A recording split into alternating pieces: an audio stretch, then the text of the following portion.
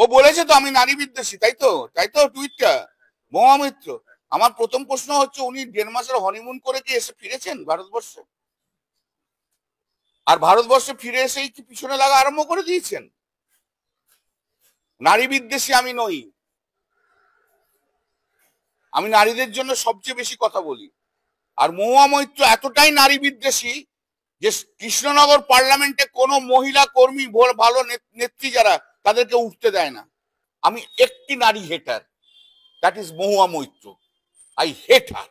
এসব 2011-র পর এসছে, 2016-তে এমএলএ হয়েছে, তৃণমূল কংগ্রেসের ভালো সময় এমএলএ হয়েছে, এবং তারপর এমপি হয়েছে, এবং এমপিশিপটাকে পুরো ভেঙে খাচ্ছে।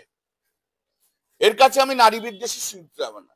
যে নিজের না একটা নারীর সংসার ভেঙে যে একজন পুরুষকে বিয়ে করে, এই বয়সে এসে 65 বছরের বয়সের পুরুষকে, আমি তাকে মনে করি না যে একে কোনো সুস্থ মনস্ক নারী বলে। এই আসল নারী বিদ্বেষী। এই নারী বিদ্বেষী কথা বলে নিজের ফায়দা লুটতে চায়।